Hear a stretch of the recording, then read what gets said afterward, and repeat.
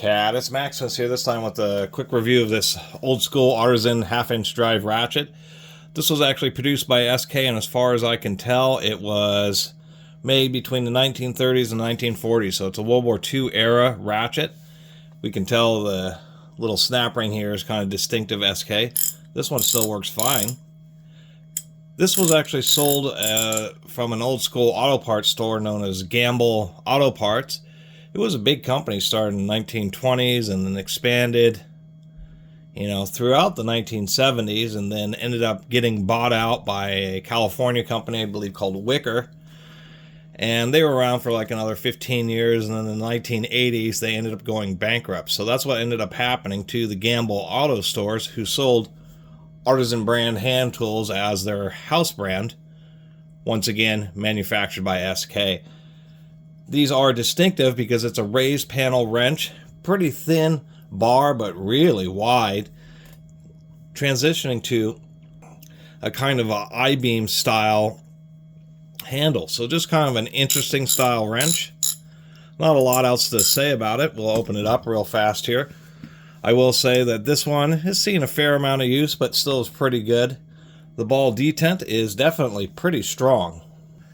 I want to say snap-on strong, but still nonetheless, it's really a pretty darn solid detent.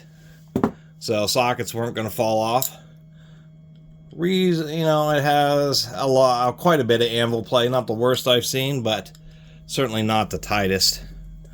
Of course, getting these open is always kind of an adventure because of the way these clips are recessed. It's kind of hard to get access to them. That was a real pain. I had to use a pick to pry back the little tang, and then get these pliers in there. And still didn't quite get it all the way released. Not the easiest to disassemble for a ratchet, that's for sure.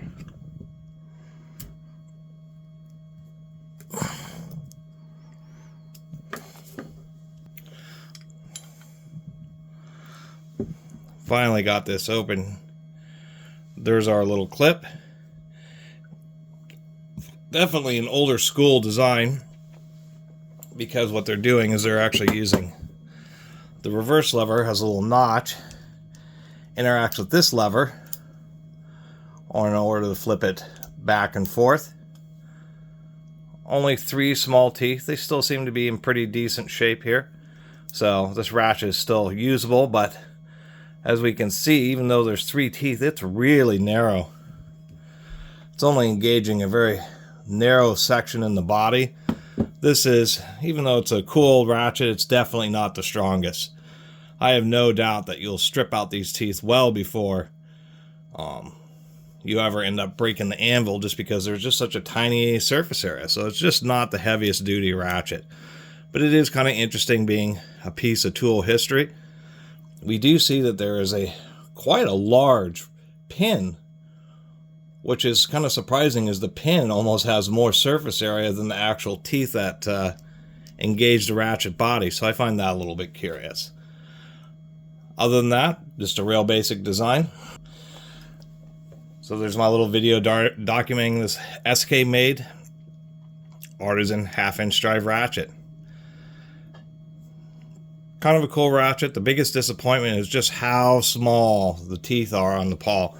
I mean, there is no question. I mean, this is going to be one of the weaker ratchets out there. It's just, the teeth are just so tiny. This thing obviously has been used, but not abused. And do not believe it would hold up well against other ratchets of the same era, such as Right tools or snap-ons or any of that kind of stuff. It does run pretty smooth. I guess that's the only real saving grace, is that due to that design, it does, especially when I freshly lubed, does have a really low back drag.